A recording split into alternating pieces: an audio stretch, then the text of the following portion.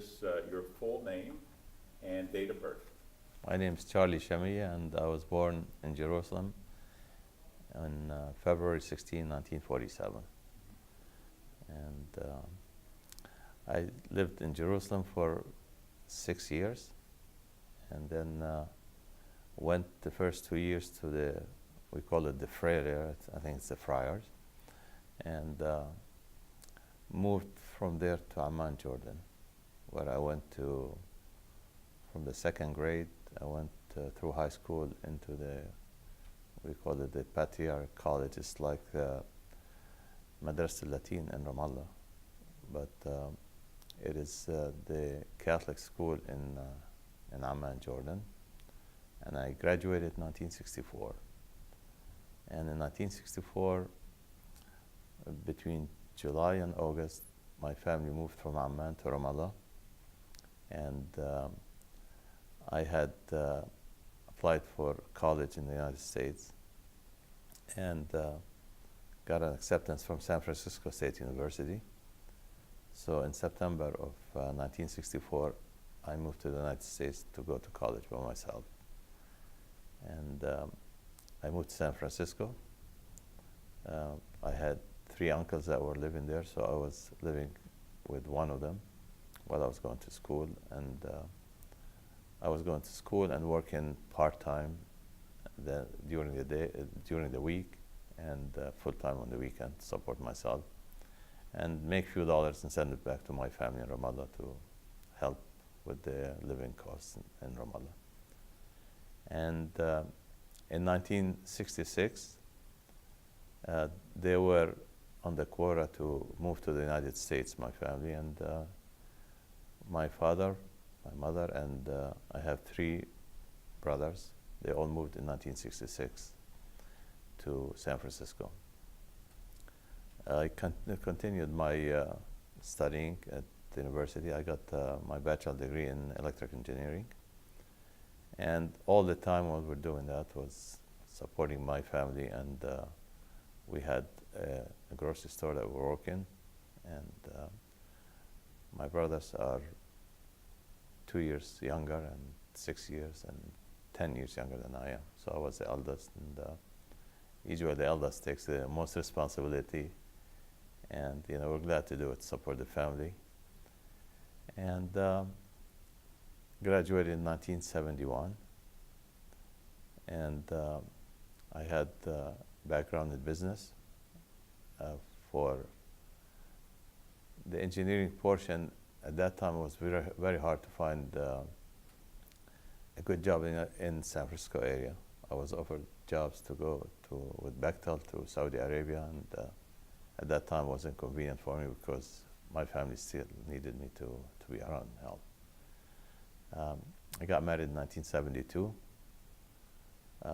My wife, her name is Ghada, and her maiden name is Ghada Musa Ghannam. We got married in 1972, and we spent our honeymoon both in Canada. Then we flew to Los Angeles by San Diego and Disney World. We went to Catalina Island for a week, and came back with my wife, and we had our own life together. I have a son and a daughter. My son is Yoiusef, and my daughter is Betty.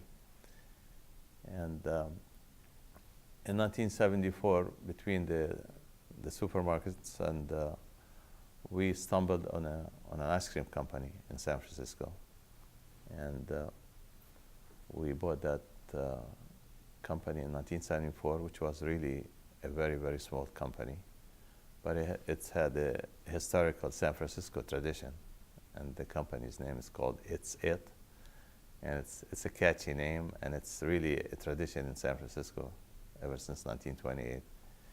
And we've been in that business from 1974 till now, which is now it's 2012, and it's becoming quite a bit of a company. We cover the western part of the United States, and so it's a great company, and we're lucky to move to this country and there are a lot of opportunities for us that were not afforded in Palestine. Um, I'm not sure what would have happened had I stayed in Palestine. I always wonder about that one. You see some of your classmates that are still in Amman and Ramallah. Not many of them. Most of them have immigrated either to Canada, some to Australia, and some to the United States. So you always wonder when you go there, and we traveled quite a bit back there, and you wonder, would I have been one of those guys? I mean, some of them are very successful. Some of them are in the authority. They're working. Some of them have degrees in either in law, as doctors. So it's always something that kind of makes you wonder. And under the condition of the occupation, because when I moved here in '64, there was before the war, and even my family before the war. A lot of times we wonder if the doors were just open to have immigration. Sometimes you always have the conspiracy theory. The theory is that my family was on the quota to come to the States for like 15, 20 years, I think. In 1966, they just opened the doors, and a lot of people were allowed to immigrate. So we don't know if that was a part of a set of things. The conspiracy theory in the Middle East is quite rampant, and you don't know, but it is kind of the place you were born. It's your homeland, so it's always have a special place in your heart. I mean, when you say you're a Palestinian, it's always, especially in the United States, it's just like something that will open its subject is that maybe from ignorance, not knowing that you could be a Palestinian Christian, because a lot of times during my business and all that, when we're out to lunch, my business partners and people they say, "Can you drink?" I said, "Of course I can drink. I mean, what is this all about?" And they automatically assume that an Arab is automatically a Muslim, and the joke is a lot about is that I think many people have used it. I've used it many times. I said, I just have a little question for you. Where was Jesus Christ born? And had Jesus Christ been born now, he'd be a Palestinian, and he was born in Bethlehem, he was in Nazareth, he was in Jerusalem, and this is a place that we were brought up. So Palestine is it's a unique country. It really has a lot of emotions, and having the Palestinian issue is really put you in a lot of unique positions when you're dealing with people. Some people that really feel with you, some people are completely ignorant about the situation, and I seem to find out through my travels that there's a complete misconception in the United States versus Europe. Europe, they have a lot more understanding of the situation. So it is quite interesting, and I have a son and a daughter, and they were raised as Arabs. What we like about this country is it affords you the opportunities, but they had the choice in this country is to really be proud of your heritage, be proud of where you came from, and at the same time value all the good things that we have, our tradition, our family ties, our customs and habits, and at the same time you are able to acclimate yourself to the United States in developing businesses, in developing relationship, and so it's been a blessing to have those two cultures, and I believe you are a much richer person when you have this one. If you were just born just pure Palestinian, pure American, being an American Palestinian, that's how I call myself, because I'm really proud of being in this country. It really opened up a lot of doors for us. I had my kids go to the best colleges and universities. And it was all being afforded by the opportunities. You work hard here, and you work by the fair game, and you have the opportunities. So we've been very blessed. I have my son. He got like his BA from St. Mary's College, which is one of the top colleges in the San Francisco area. My daughter is quite a bit more achieved. She went to Harvard, got her degree from there, and she went to Yale, and she's a playwright. And amazingly, she loves to write about Palestine. She loves to write. That's something that, not knowing, when they were growing up, just the stories they hear, she was always absorbing those stories, and it means a lot to her. She went to Beer Zayt in the summer to learn Arabic, and she wrote some plays while she was there, and it's something to be proud of, that she's the first Palestinian playwright in the United States. She had her play off Broadway. It's called what's the name of that? She had the name, then she changed it, but I gotta remember the name now with my age. But she loves to write about Palestine. She loves to write about women and about basically the human rights of it. She doesn't like injustice. She doesn't like of human abuses, and so it's been a great journey. The good thing about us in San Francisco, we have a large community of our own family, our own hometown, Ramallah. There's from Palestine quite a bit of number. The number of Palestinians in San Francisco and the Bay Area is quite a number, and it's been growing ever since I came to this country. Every year we get more and more people, and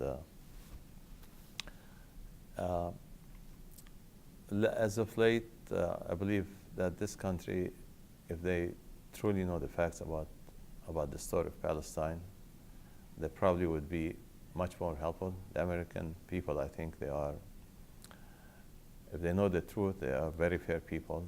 They really are misguided in a lot of things, because we know who is supporting the media in here, and we know how much coverage you get when a Palestinian suffering versus an Israeli suffering, and you feel it.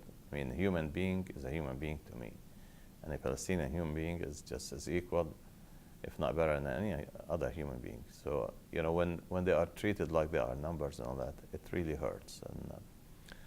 But we have been getting involved more in the political system in the San Francisco and Bay Area, starting with the supervisors and the mayor of San Francisco. As a matter of fact, we have supported as an Arab community, where we had raised funds, and we had both mayors come to the Ramallah Club of San Francisco, and we want to be in the political system. We are really part of the fabric of the United States, and if you want to have your voice heard, I think you should play the game of get involved in politics. We encourage people to register to vote. We encourage them to go out and meet their neighbors, go to their communities, and because we do love cultures, we do love people, and our parents, when they came in here, they were a little bit more hesitant, because they were mostly worried about just making a living, pay the bills. A lot of them had to even borrow money for their ticket to come here. The amount of money that people came to this country is very minuscule. So they didn't want to do anything that would stir up the waters. Just they wanted, basically, let's make some money, buy a house, and send our kids to colleges, and they did quite well. They worked hard. Most people that have come here had put easy 7 days a week, 10 to 12 to 14 hours a day. And a a lot of them did not know the language. We were a little bit luckier, when I finished the school in Amman, Jordan, I could understand English quite well. I had a hard time learning the American accent initially, but when communicating and writing and all that, it was like a second language to me, so it wasn't bad. So this is, we have our federation. It's been over 55 years now, and it's something that kept our tradition all over the country. And we have many clubs. Some are larger than others, and you see more of a shift, though, that the older generations convention versus the new one that I see. There are more youngsters. I wish we have a little bit more of traditional, that in every convention I like to see people with performing like folk dance, the debke, and because we've done that in San Francisco during the last few conventions, and it really binds the kids together. It really makes them appreciate a lot more of their traditions, of their culture, of their music. And the last convention we had was, I think, 2009, and we always have debka groups, and amazingly, you get 40, 50 youngsters, boys and girls, usually more girls than boys. The boys seem to be a bit more shy, but it's important to keep this tradition. I think it's quite a unique story of the Ramallah story to have a family of that actually can go back 450 years or so, and from one descendant. And the story it's amazing. I mean, I like the idea of having that book of the family tree, because a lot of people are relating to it, and they keep continuing, because at certain point it ends, and they have new generation, new people get married, new kids, and all that. So this is great, I think. I'm going to ask you a little bit about, and that was great. I'm going to ask you a little bit about some specifics of maybe while you were growing up, what you experienced and things like that. But you said you were born in Jerusalem. Tell us a little bit about, you were there until you were 7. Right. Do you remember anything about Jerusalem? Yeah, I remember very well. We were living in the Christian quarters, and that's probably like 500-600 feet from the Holy Sepulchre Church. And it's my family, my mom's family, were living in Ramallah. So we used to go quite a bit to Ramallah. But Jerusalem was a place that you had a lot of tourists. It was more of a really pilgrims, holy lands. And so when we were kids, we used to see a lot of people. They would come from Greece, from Cyprus, and of course European and Americans. So it was like a much busier city than Ramallah. In 1954, 55, Ramallah was very small. I mean, Ramallah now it's a huge city with a lot of buildings. But when I remember, Ramallah was really small. But I do remember going to school, just the road I used to take, and over in Jerusalem, in the homes probably are like 10 or 12 different homes with one yard that it's shared by all.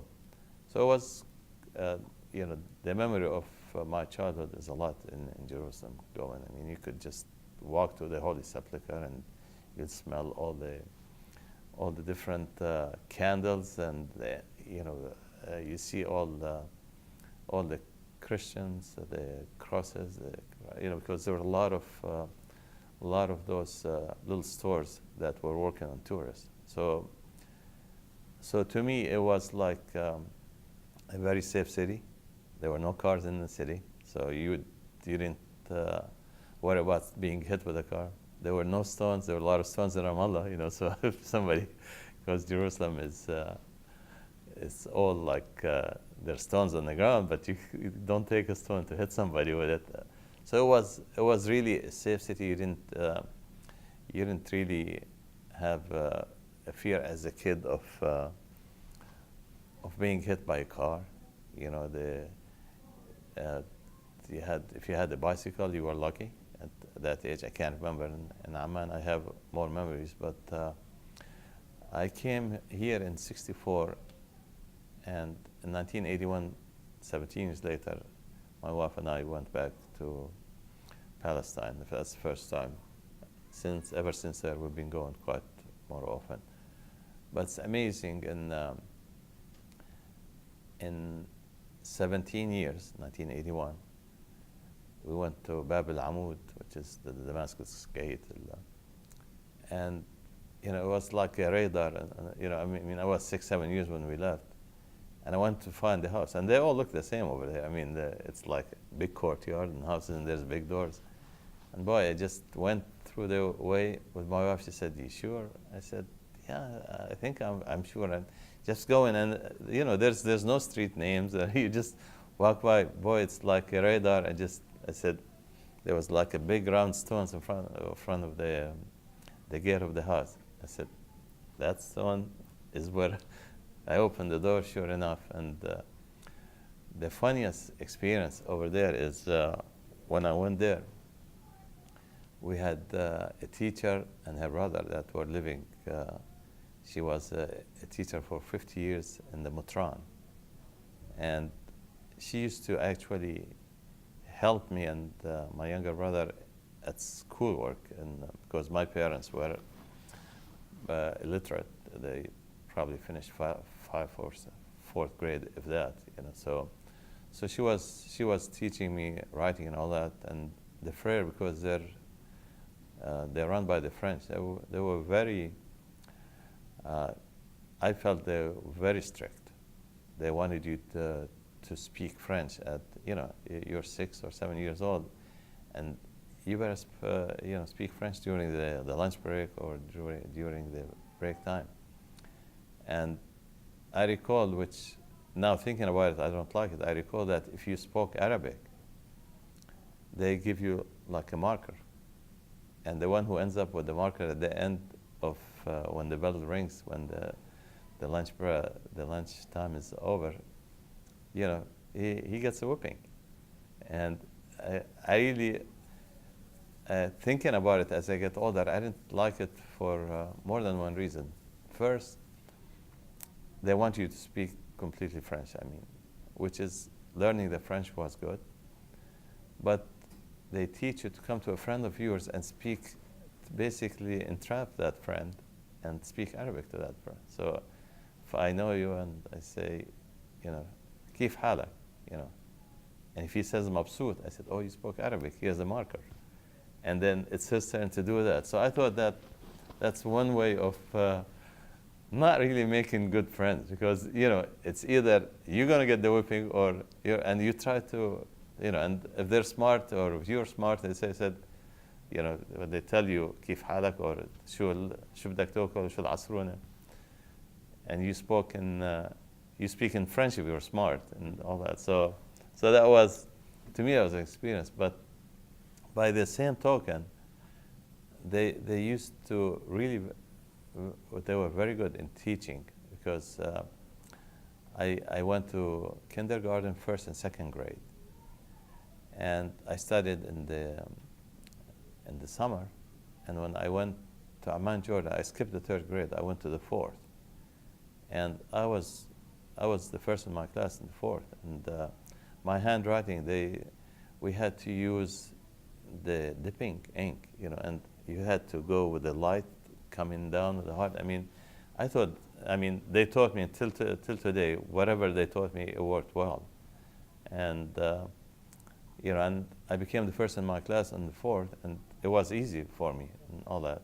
Then I skipped the fifth class to the sixth. So I didn't go to the third or the fifth grade. So at the sixth, I could feel their shortcoming. I was good in math, in English, in science, but I was terrible in Arabic. I was terrible in geography because I missed 2 years of that in history, but eventually I made it up. But yeah, that was quite an experience. And when I went there, it was a shock to see that teacher and her brother. And her brother, actually, he had something wrong with his knees. He only had crutches. And over the 17-year period that actually more than 17, when I left 17 from Amman, it was probably more like 22 years, 23 years, from 56 to 81. He had gone to Hadassah, and they helped him with his knees. And so he's walking a lot better. And to me, as a child, I remember him. He was always having a hard time. An old man. He had both knees were bad.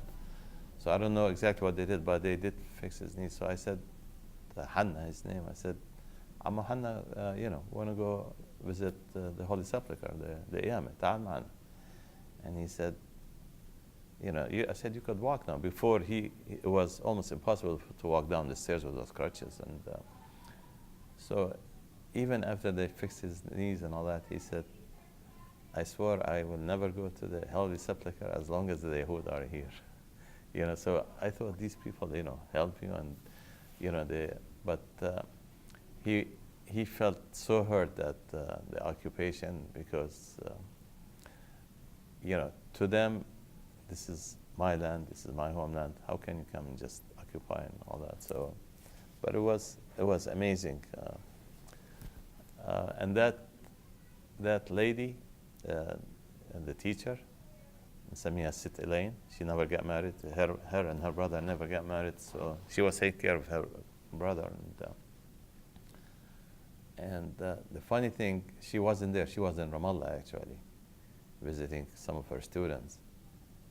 And then I told her brother, Hannah, we're going to leave. And he said, okay. So we walked, my wife and I. And my wife doesn't know her, but we had a picture of her. So we walked by, and there was an old lady walking on a cane, coming in, and I just walked away. We walked a few steps, and my wife, she nudges me, and she goes, I think that's her. She's never met the woman, she doesn't. I said, really? Let me go back. So I went back. She's walking slow. So I said, marhaba. She looks at me, and this lady taught in Filmotron over 50, 60 years. So imagine the number of students she has come across as a teacher for 60 years or so. So I said, marhaba. She goes like me and said, marhaba. I said, عرفتيني? She looks like this. She said, Shamieh?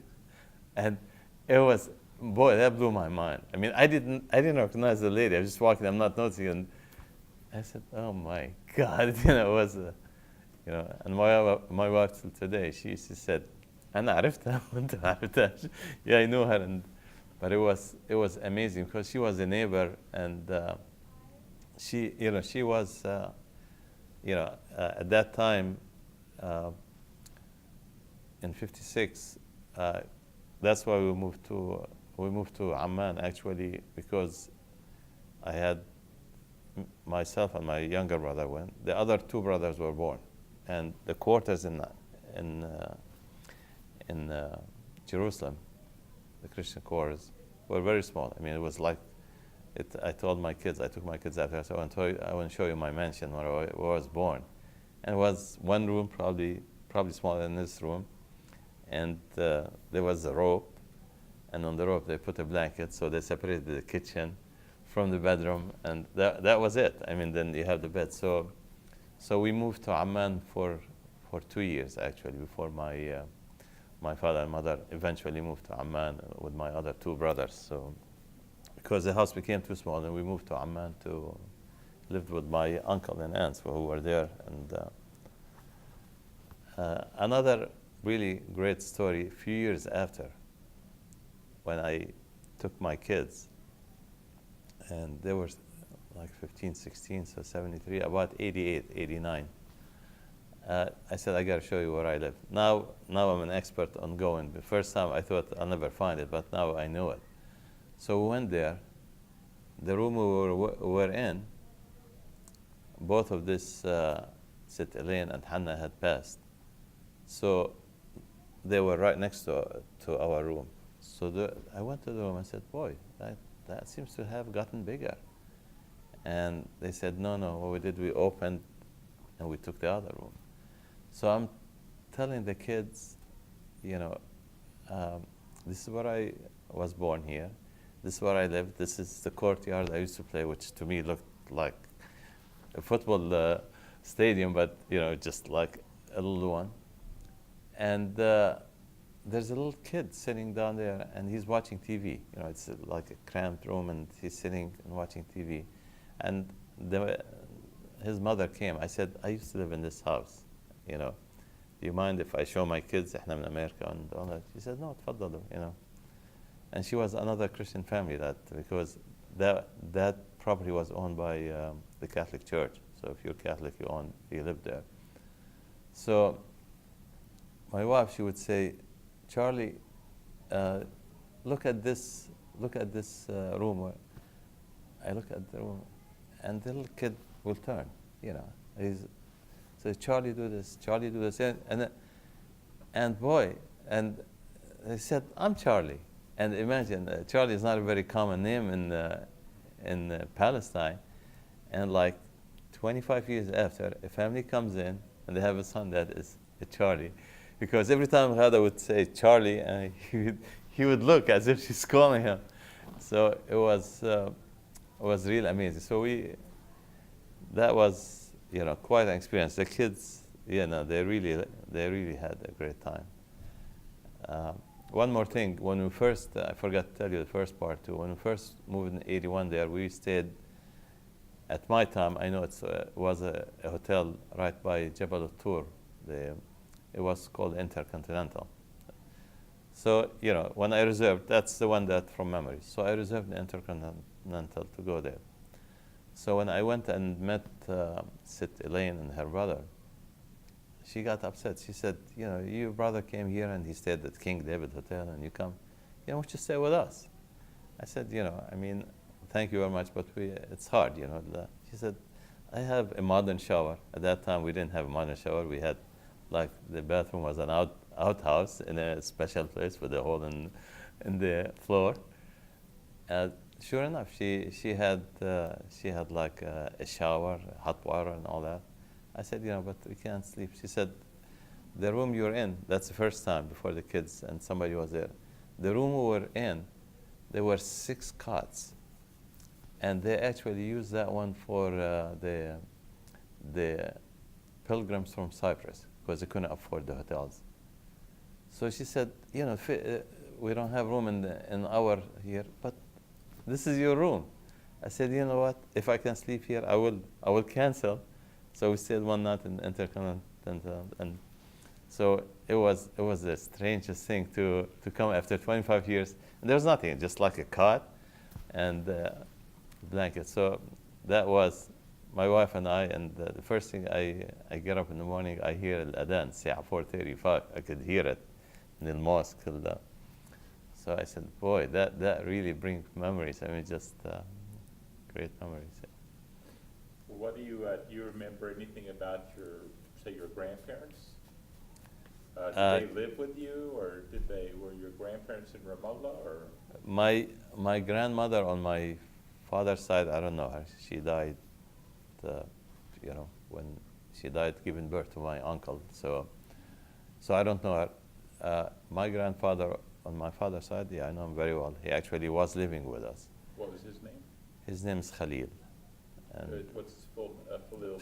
Khalil Shamieh. Khalil Salim Shamieh. Salim. Yeah, he was living with us.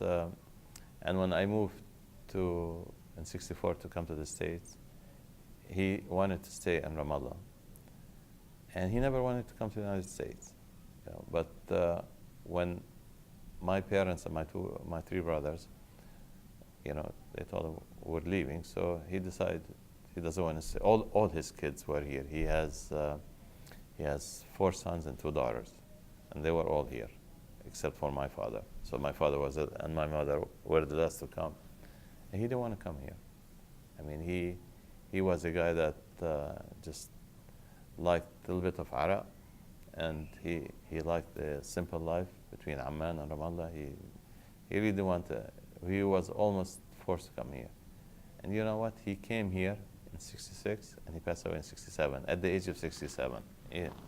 So we don't know exactly whether it was attention, because he came to the supermarket we had and he got cut with a nail, and we thought it was a rusty nail. So we took him to the emergency room, and when they tested him, they found leukemia. And so he didn't.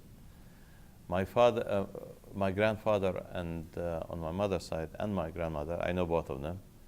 His wife died at a young age, my grandmother, and he lived to be over 100. I mean, the saying is, every time it said, "How old are your grandfather?" He's 90 years old. He never changed that. It took us 10 years. But What was his name? He was, his name is Isa, and I don't know the middle name, Isa Doghman. And he lived over 100. He was a farmer. And where the teen is, he made that teen according to the story. He was in his young 18 and 20 years old, and he made the teen what it is. I mean, all those, I don't know what you call it, sanasil. He had like a mountain, and they would flatten out, and they grew olives, figs, and grapes in there. And they had enough olives that they actually, him and two other people, had one of the olive presses in Ramallah. It's right across from the Orthodox Church down there in Masara. So I recall when I was young going there in the summer, because we lived in Jerusalem, but we used to go a lot to Ramallah, especially during the summer vacation. We used to go down with them to the teen. Actually, that was going out to the farmland, and they had what they call a qasr, which is a castle, but it's actually a bunch of stones put together. But that was great memories. I mean, they had put swings for us on the olive trees and we used to go to the Wad down on that. So although we lived in Jerusalem, so Ramallah was for us, it's like a treat. My dad would stay maybe working, and when he takes a day or two, he would come. So we stayed quite a bit by my grandfather. He has quite a peculiar story. I think he might be one of the ones. You're from the Harbs. Is the Al-Khuriya, is she related to you in any way? Khuriya al-Harb, the one that's married to the priest. Yeah? Cousins to dad's cousins. Not close, but yeah. Yeah, she's, my grandfather, he married a lady that her husband had died, I think Mandar Jabir, and she had 3 kids. And he stayed with her. Apparently she was a beautiful young woman, and he stayed with her for many years, 5, 7, 8 years, didn't have any kids. So she told him, I'm not the problem, you're the problem. I already had 3 kids. And eventually, she allowed them to just marry my grandmother, what became my grandmother. But the Orthodox priest won't allow it, because you couldn't marry well and all that. And he wanted to have kids. I mean, he's a farmer, and he wanted it. So when he married the other one, the priest, the old priest, the story goes, the old priest, he told him, if your father dies, I'm not going to do the ceremony. Not the guy who's going to get married, his father, which is my grandfather's father. And he told him, and they're being very religious and all that, if you're not going to have the final rites and all that, that was very scary for them. So my grandfather was a little bit of a hothead, and he went at night to the priest and with a gun, and he told him, "You're not gonna do the ceremony for my dad?" He said, "No, I'll do it." So he allowed him, and so he got married, and his sister is a Khuriya. She married Harb, and his son tells me that half of Dar Harb is her, her offspring. So that's why I was asking about. But yeah, he got married to the other one, but his first wife was still living across the street, and she was, he would on like Christmas when the new crop or anything, he would treat her like still his wife and all that. But after he married my grandmother, he had 6 kids. He had 3 boys and 3 girls, and from there we would probably count over 100 grandkids now and all that. But it's amazing. That's the thing that keeps you wondering, what if, if would we be around here had he not done that? That's. But yeah, he lived. This is on your mother's side you're talking about. Yes, yeah. He's was quite a character. I mean, he lived over 100 years old, and he's easygoing guy. And like I said, every time I said, "How old are you, Grandpa?" He'd say 9 years, and 5 years later, I was 90 years old. But he had a good life, and he attributes a good life to the olive trees and the olive oil, because when they used to press the oil, the first press, supposedly, it's like the cold press and all that, he would get like a big loaf of bread, and he dunks it in there and eats it. So maybe the Mediterranean olive oil is something that people are going, really good diet. So I eat a lot of olive oil, hoping that to duplicate on my grandfather. Although I don't know with the fast pace of the United States, and not only the United States, I guess all over the world and all that, we're probably always at more fast pace, more stress, and even with iPhones and telephones and cell phones and all that, and you're always just wandering away. But we hope to duplicate that. Let me ask you, when you moved to Ramallah, you remember the house you moved in? Yes. And can you describe it a little bit? Are we on? Yes. Oh. Yeah, when we moved to Ramallah, we rented a house. It's by the other hesbah. There's 2 hesbahs. So we rented a house. One thing amazing for my family, on my father's side, for some reason they never owned any property in Ramallah. It's that's something we're missing. Because a lot of people will tell you, this is my house, this is my dad's house, and all that. My grandfather and my father and all that, they have a shoe factory actually in Jerusalem, Hart al-Nasara, right by the Christian quarters, which is very close to there. And they had it from the 1935, 36. And they were, they had an actual factory of, and a lot of people from Ramallah, I see them and said, I work for your dad and all that, because it was in Jerusalem, and they used to do almost like manufacturing wholesale. And it was a thriving business. That's why they never purchased. My grandfather was so happy when my dad got married that they said he had like celebration for 6 nights, Sahara, what Sahara, and all that, and he finished all the livers, all the spleen, all the talat, all that, from the. And people told him, instead of that, you could have bought a piece of land, and that. But living in Jerusalem and having a business in Jerusalem, but they got hurt in 1948, because what had happened is that they used to buy from Hebron. They used the raw material, like the leather and all that there. So they would buy it, and they would manufacture, and they would sell it all throughout Palestine. They'd send it to Jaffa and Haifa and all that, and it was like mass manufacturing. So when they would buy the product, they would sign like a note and all that, and they would sell the product. The people would sign a note, because it wasn't like on a consignment type of deal. So when the war broke, they lost all the business, and all their monies that were in Palestine, prior Palestine, which became occupied by Israel, they lost all that money. But the people that they were in Hebron, they still owed that money. I remember they took them like 10 to 12 years my uncles work double time and work.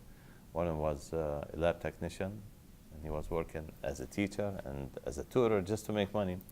And they were just paying because the people you owe the money, they're still, they're still there. The ones that owed you the money, there was no way to collect. So they got quite a bit hurt by the war. I mean, they lost everything that they had, and not only that, they were in debt for probably a few years to pay off what they call kumbiyalat. I don't know. It's basically notes payable. You buy the stuff, but that's part of the reason it was for them. Then we moved to Amman, and they never did buy anything. So, so right now we're contemplating buying a piece of land somewhere in Ramallah, but the prices are a little bit on the high side, which is some of the prices that we hear people are paying is because it is Ramallah is the metropolitan right now. It's everything is the government, the new and all that. So it's but that's something that you really even I go to Ramallah. I like the the new technology they have. I like their educational music centers and all that. It's really, really something else. I mean, but to me, Ramallah is still the old town.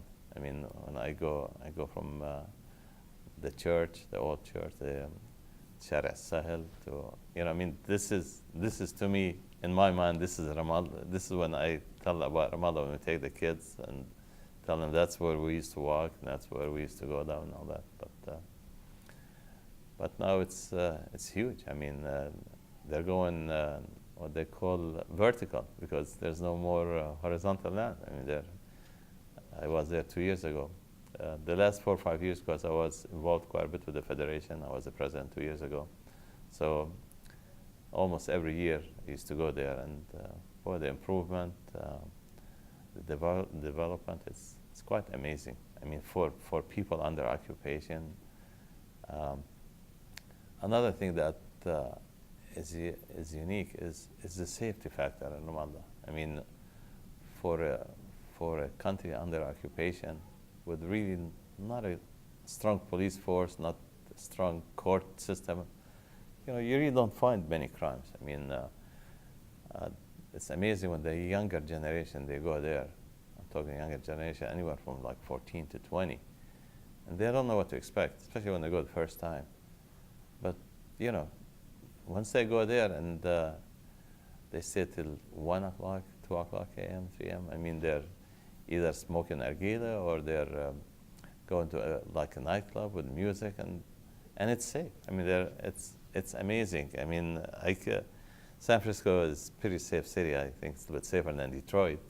But I wouldn't dare go at 12 o'clock or 1 o'clock or 2. I just walk downtown. I mean, it's you just don't think of doing it. And but it's I have my brother and his daughter, and they're coming back Sunday, actually, tomorrow.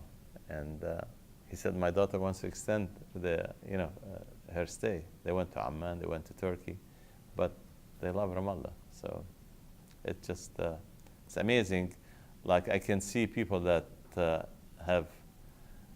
were born there and have been raised there. I can see the feeling, but it's more amazing to see the younger generation. They have that kind of feeling. So I think when you hear the stories from their parents, or they hear, their life, and all that, it kind of keeps them wondering till they see it. And what they see modern Ramallah. They see, there's more languages spoken in Ramallah than anywhere else. I mean, you go there, behind you, the Swiss are speaking, the Italian, the French, the Japanese. It's amazing. I mean, it's so that's the story. That's a good one. Can you tell me can you give me just, while we're waiting, can you give me any recollections you have of, you talked about your grandfather and asked you about that, but of your parents and your brothers. Can you name them for me? You had three, there were three boys, three girls? No, in my family, we're four boys, including me. So I have three brothers. What are their names? Shauki, he is 2.5 years younger than I am. Nabil, he's about 7 years younger, and Jamal is the youngest. He's 10 years younger. Tell me a little bit about your parents, maybe day-to-day stuff or what you remember most. My parents, the most I remember about them is that they were really easygoing. I don't remember ever being, disciplined by them. I think we were good boys. That's what they tell us. But they're really easygoing. They're not educated in the sense of going to school, but I think they're educated by the experiences of life. My father, it was unique. My father, when he was young, he got sick at maybe the age of 3 or 4, and he lost his hearing. So we talked to him in sign language, and that's, for him, it's actually eye contact. When we used to talk to him, I mean, he didn't really have to say anything. We didn't have to say anything. We could understand.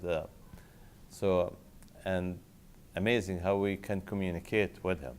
I mean, it's not the international sign language. It's what we call the homemade sign language. And he was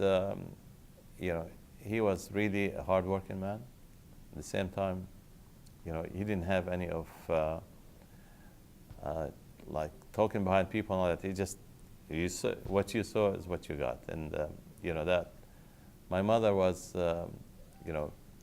very outspoken. She wasn't shy. She has like her sister. I mean, she would come to your house and said, I'm hungry. What do you have? Her sister might be starving, and she said, no. And I said, why? Stay. I mean, don't. I mean, she's, my daughter says, my wife says, your daughter is like your mom. I mean, she has, she's not vulgar. She's not, but at the same time, she's honest about it. I mean, if she wants anything, and back home, we have this habit when a mother takes her son, he said, don't ask for anything. Don't, I mean, and, they basically left it up to us to decide things. I see a lot of parents, even till today, their kids are grandparents, the kids, and they're almost, in a way, controlling them. In a way, the kid is not smoking in front of his father, or the daughter-in-law is definitely not smoking her father. I think in our household it was a lot freer. I mean, it was you didn't feel the pressure. I see some of my cousins, till today, I see that their fathers are still controlling what they're doing. And so, when is that going to stop? But I don't know, because my father had the handicap. It's just because it was basically left up to us to talk to him. There was a little cute story that I love to talk about him when he went to get his citizenship. He's been in the States for I think if you were over 55 and you're 30 years in the States, you could take the citizenship without really learning and all that. So I went and I told the inspector, I said, my dad cannot speak the language, so I have to translate for him. You ask me a question, I'll ask him an answer. She said, well, you're not going to be answering, you're answering. I said, well, whatever it is, we'll try it. Otherwise, you as an immigration, you are responsible to bring somebody that can speak the language, or whatever language, because in San Francisco, we have all the Spanish and Chinese automatically. I mean, you go there because you have to take the test, but you can take it in your own language. So we kind of work with that, like who's the first president will get a dollar bill, and he'll show her. So I'll ask him who's the first president. I can ask him who it is, and he'll get a dollar bill. He said, "This is it. Who who's the one who freed all the blacks. He got a $5 bill, show Lincoln, and all that type of deal. So she started asking. I said, ask him, I mean, certain things. I said, you're not going to ask about the Constitution. And she said, yeah. So she asked those questions. I said, who is the first president? The first president, the first like this is the first president. So he said the dollar. He said this one. So she understood all that. And she said, tell me what he thinks about the police. So I said, what do you think about the police like this? He said, like this. So I said, he's saying that he thinks about the police that, they're there to protect you. They go by law and all this one. And she said, wait a second. By doing that, you said, yeah. They said, that's not him talking, it's you talking. So I got upset. I said, now wait a second here. This guy here, he's been paying taxes for the last 34 years. He paid a lot of taxes. When he first came here, some people said, because he has a handicap, he can go and fold coupons and welfare. And I said, over our dead body. I mean, my dad would rather die than do that. I said, the only reason he wants to have a citizenship is because he really appreciates this country. And we do a lot of travel. We take him with us. And we would like him, you're not doing him a favor. I mean, in the United States, somebody has a handicap and all that. We actually make things easy. And I really got upset with that and he said, don't get upset on me. And why this? I said, yeah, this means a lot. Because if a guy comes out of an operation and you go to doctor and said, like this, it means it went well. If somebody does a good basketball, so, she still didn't buy it. And then I got a lawyer, and in spite of her, we did get him a citizenship. Because it was, for us, whenever we went to Europe, or many countries, you'd find like American citizen this line, all other countries this line. And, we couldn't, and he traveled quite a bit with us. And so that was something I always tell him. When my dad said that, it meant a lot of things. But, I made that really, I thought, feel really ashamed and insulted a little bit, because I said, you're not doing the man a favor. You really have to work with it. And I know when he says that, if he says like this, it has a lot of meanings for us. But yeah, that. And my mom was, like I said, she was like speaking on his behalf a lot. She was very outspoken, and she died at a young age. Unfortunately, she had diabetes. She had her mother's genes, not her father. Her mother died at 60, 61, I think. They both had diabetes. And, that really, at 62, my dad was, I think, like 2 or 3 years older than her. And, he kind of lost his interest in life in that. But, he found another lady but it was never the same. And he passed away at the age of 84. But, he had a good life. But he never, never ever worked, did not work one day in his life. I mean, he was, even when he came to the supermarket, people, when they would come we had like 2 cashiers and all that, and a lot of people said, I want this guy to wait on me. And so it was a good, honest man. And, his handicap did not put him behind. I took him one time to Stanford. My daughter, when she comes over, she likes to go to universities. So we live like 15 minutes away from Stanford. So I said, you want to go with us? See it. And they have beautiful chapel in the school. And so I go, I said, this is like a good school, one of the good schools, And the good school, and my dad is like, this guy got good brains and all that. So I said, this is like the school that in the East, like, because when my daughter graduated from Harvard, we took him there. Was really a happy man there. So he said, well, he's like 81 years. I'm going to go here to Stanford. So I said, no, you can't go there. He said, I got big brains. I'm smart enough to go here, but yeah, so he lived almost 20 years after my mom, and you know, traveled a lot to come from Hawaii to China to Europe and all that. And, and he adapts a lot. Whenever you tell him we want to go eat something, he said, "I want sushi." And some of the old Arab, "Shuf, talk to raw fish," But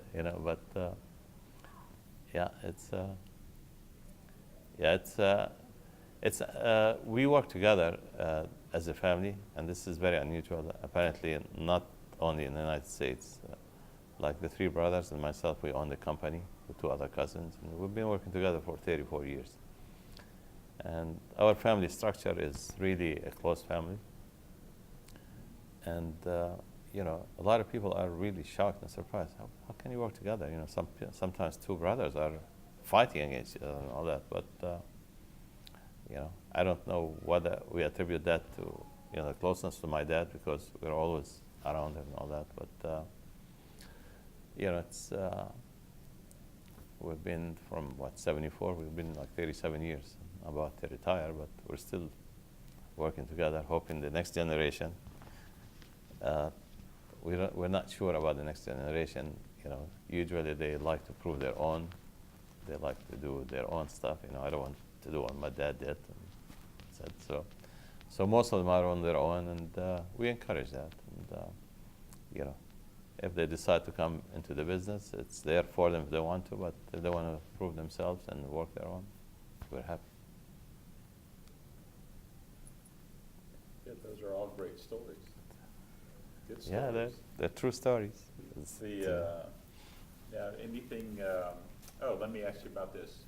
When you were in, say, Ramallah, and since you were in Jerusalem, but what was the time you would travel between, say, Israel and Palestine, or through? What?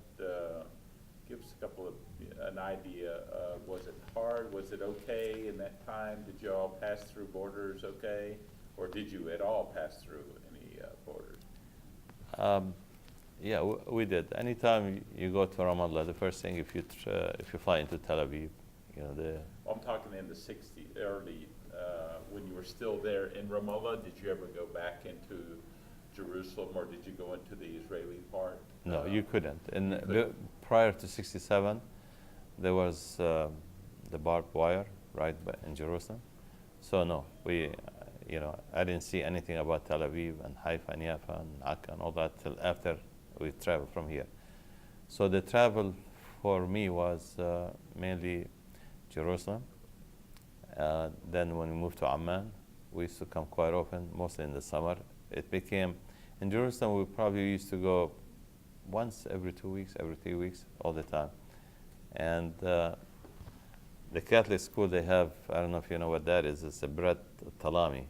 Do you know what that bread is? They're famous for their bread. It's like the sourdough bread of San Francisco. Mm-hmm. So we used to always, and in Ramallah, they made their own bread. They made the wardi and they made the kmaj and all that.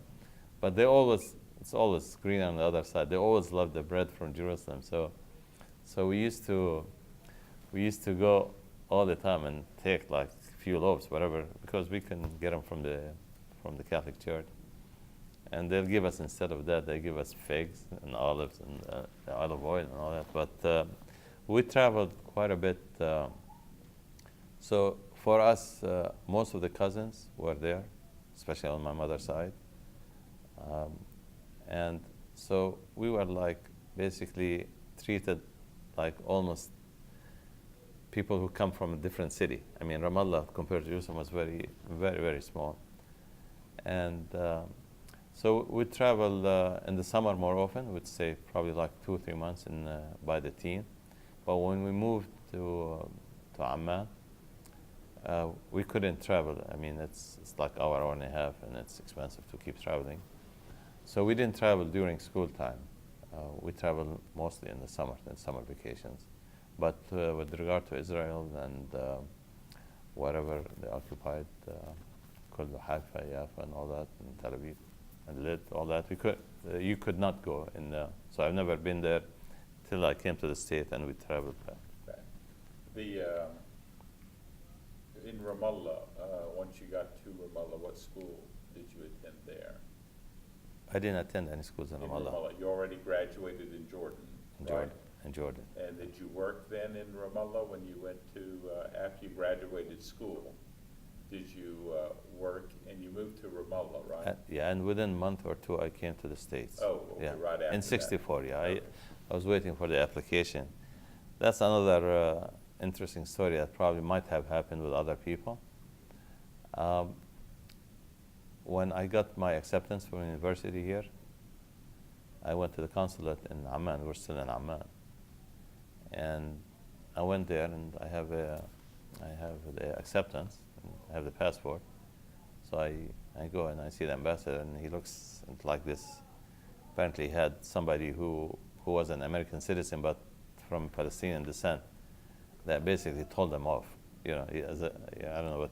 So he was already upset. I come in there, and you know, when you're there, you know, your idea of coming to America is like the ultimate, and you're kind of you know, apprehensive and kind of almost scared. You don't know what. So I went in there, and his face was all red. I forgot the ambassador, and he's already upset about the guy. I don't know. The guy was yawning when he was talking. He said, "You're boring" or something. I don't know what he told him, but so he comes. He looks at my application, and he goes, calls Mary, I think her name, outside and all that. I said, "Oh, born in Jerusalem, from Ramallah."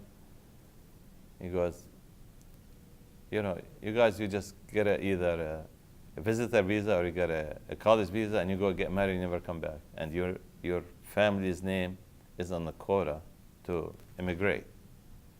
So, you know, I said, "No, I have acceptance. I'm going to go to college. My family is here." No, denied. He won't give me a visa on that to come to the States.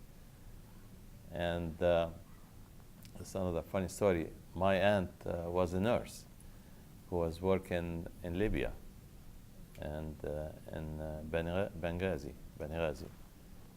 And there was an Oklahoma guy named Al McDowell. He was working for the oil company from Texas for a company called Laughlin Brothers. So they got married in Libya, in there. So I went to Libya just to visit because I still have the application. This guy denied me. So I went to Libya there, and her husband, he used to take like a small plane about 30, 40 minutes and fly on the rigs where they look for oil. So he came back, and you know, he looks like, I couldn't understand the word. I thought I spoke English. I couldn't understand. He's an Oklahoma, and his accent, oh my God. I mean, it took 20 years in here before I could understand him. He's really, really, hi y'all. And, you know, I said, what the hell is he saying? You know, I don't know what that is. But so we went to the American embassy in Libya.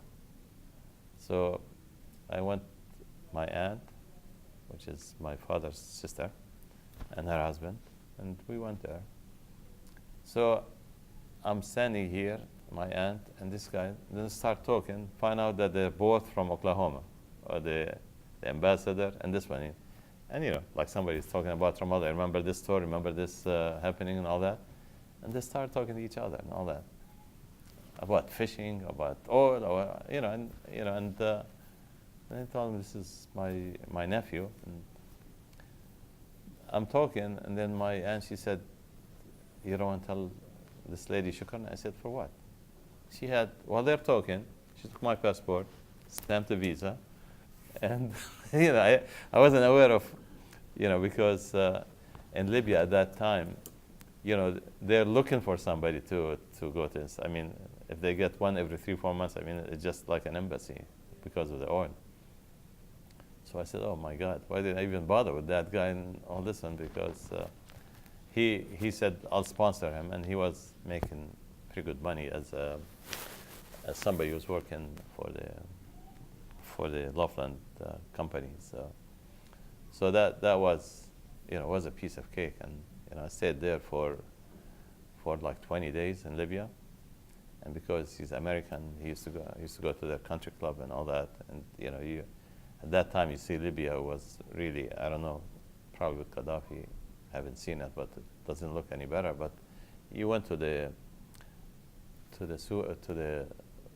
the market and all that, and it was much, I mean, more primitive than Ramallah and Amman. I mean, it's the type of the produce and the meats and all that. I mean, it was a lot to me. It looked a lot cleaner for Amman. So, but when I went to the country club, they've got all their little canoes here and sailing boats and the Americans, all that. I said, boy, what a difference in how they are treated and all that. So it was an eye-opening to see, the concept of the Americans, because as somebody from I think most countries, even I found that in Europe, they have different vision of the American, and when you come here, you see that they're the same, they got the good, the bad, and the ugly, and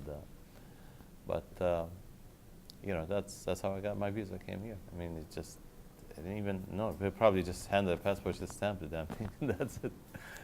But yeah, that was because it was very depressing for me in Amman. I got good grades, I got the acceptance, and this guy's telling me, no, because your family is going to go there, you're going to get married, and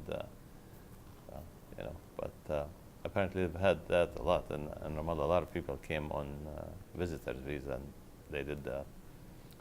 But again, like I said earlier, in 1966, and shortly after 67, they just opened the floodgates, let everybody go, and after the war, a lot of people came to this country,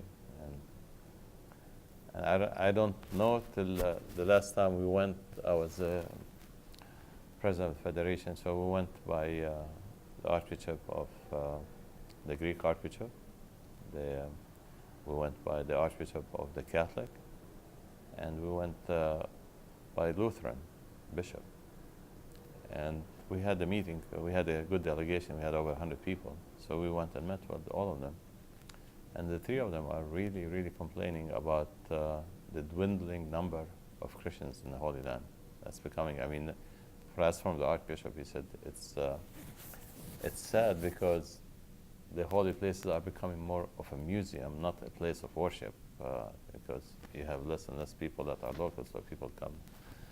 So I really don't know if that was part of the whole plan or what was going on, but I know that after 67, he used to have to wait years to get a visa to come here. I mean, 20, 15, 30 years, something like that. But so that's something that I'm not sure of, but it was amazing to get that from Libya. It's another what-if moment, What yeah, if? yeah. It's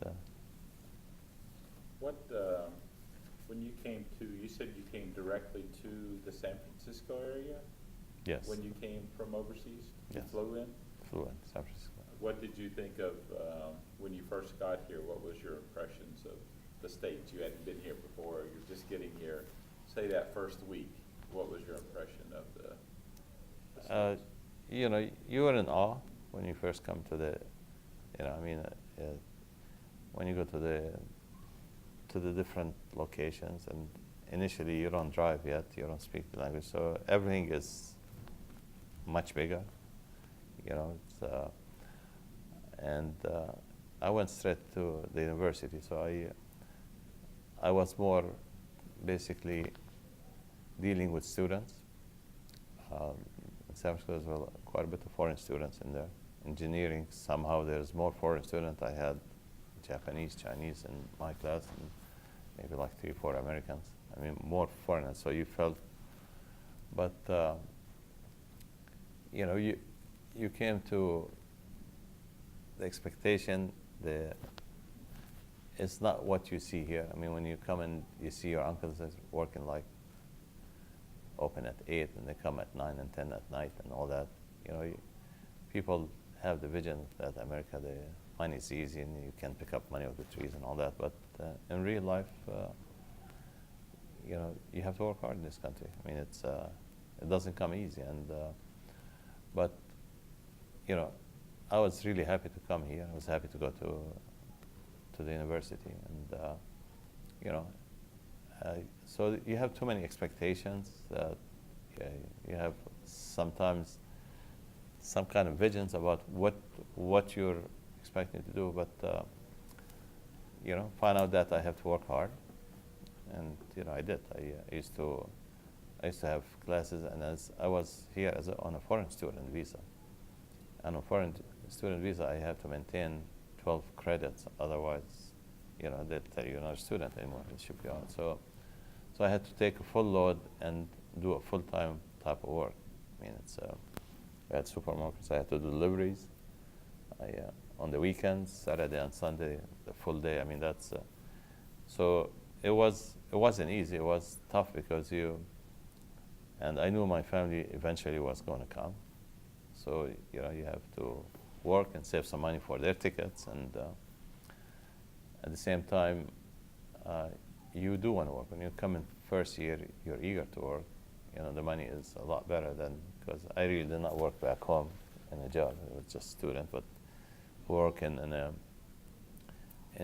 Amman. Again, when we lost, when my father and his father lost everything, you know, he started basically working for people.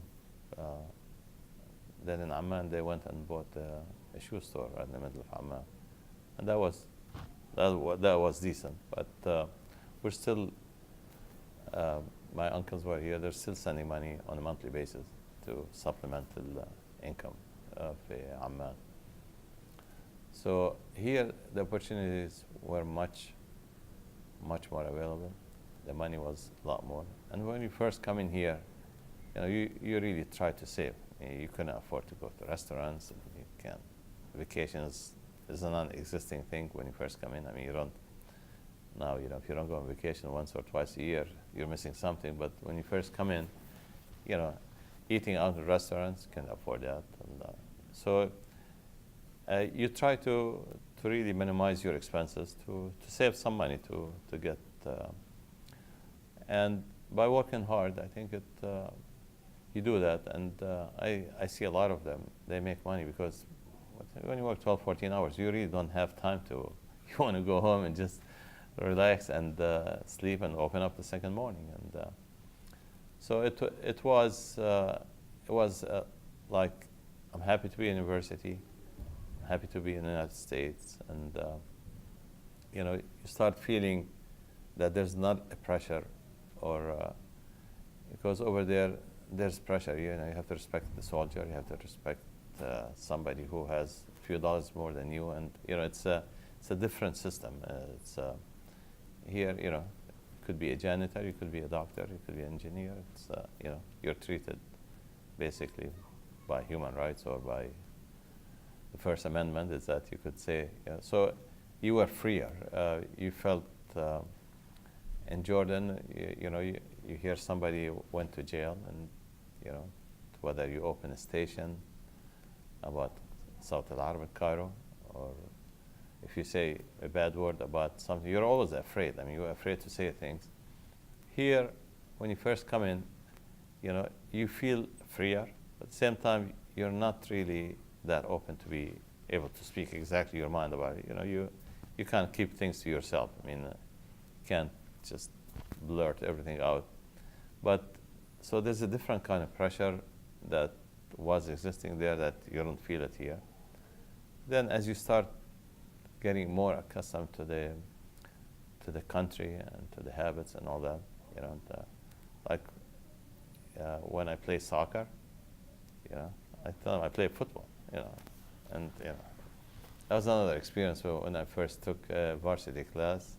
You have a minute for another joke on that one. It's you know, so that class, you know, I like sports. I used to take anything sport, whether swimming, diving, and so there's a varsity class that they start from gymnastics into playing football, which to me football is the different football and all that. So they say, you play football? I said, yeah. So they went there, so I went to the field, and they split us into two. And one was skinned, you know, you took off and, you know, And first thing I looked at football, that looks like a canal from back home. I mean, soccer is not. And I have no clue what football is. I have no clue what the game is. I have no clue of anything. So, all I see that somebody runs and runs with the football on that. So, so somebody throws me the ball, right? And I don't know what the game is. All of a sudden, they say, run, run. So, I start to run, and I see like a 300-pounder black guy with nothing, no skin. And I see him coming like this, so I see him coming like this, so I'm running backwards. Everybody's stupid or something. I don't know, somebody was cussing me. He said, running the other way and all that. And, I didn't understand. They must have cussed me without me knowing what they said. I didn't know all the good languages at the first semester. So all I know that the teacher, PE teacher, he came and I don't know, he said something bad to the people. They must have cussed me good, which I don't know. Now I know football pretty well, but so they must have really cussed me very well and that. So, it didn't bother me because I know what the hell they were saying to me. But the guy, he said something that the guy, he felt bad. 3-4 weeks later, I said, you'll play soccer? I said, no. I didn't know what soccer is. He said, well, go down. All of a sudden, I see the ball. I said, that's football. He said, no, that's soccer. And, I used to play pretty good soccer. I was in one of the Golden Gate leagues. And, so here comes the soccer in there. And, they come running at me. And I just flip it backward. And I'm going, I'm running and all that. And, I see them coming like football and that. And just go around all that. And they thought, I'm player. And the instructor came to the same guy. He said, see, that's their culture, and something like this. And so now the coach, he said, I want you to play on my team. And I said, okay, I'll play on the team. But he said, every day from 4 to 6, you got to come practice. And every day from 3 o'clock, I got to go to work. So I said, yeah, I tried 3 times, but then after that, we started the first Arabic team in San Francisco, and we were playing in the Golden Gate League, which is a pretty good league. And first time we played with. That's when we had like an Arabic radio station, and we played with a German team. We beat them 3-1.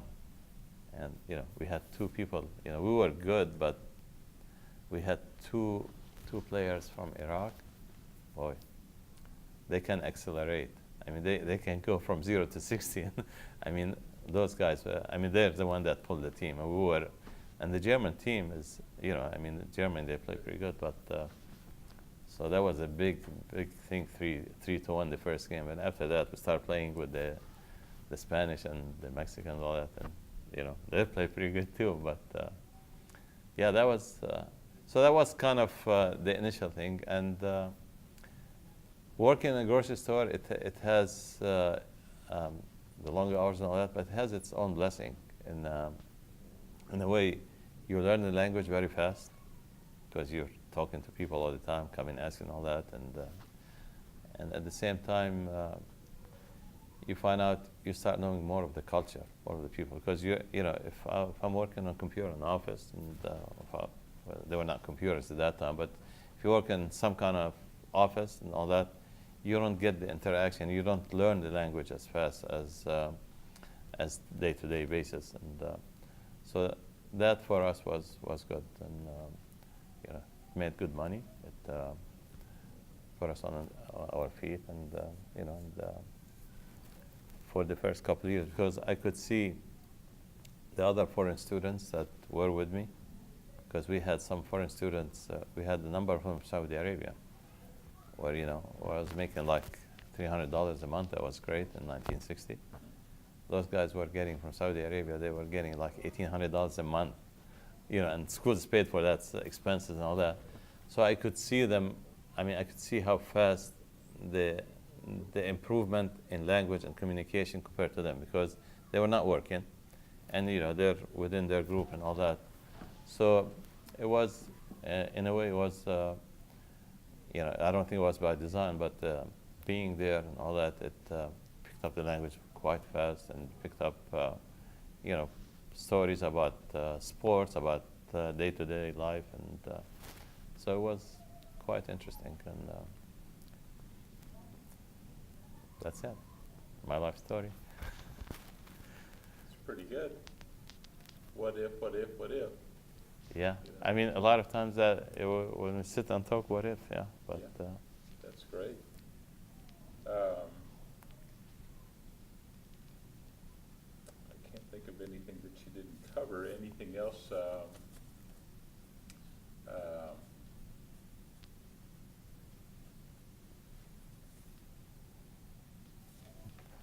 think we covered that. mostly is, you know, the Palestinians in general, they do believe in education.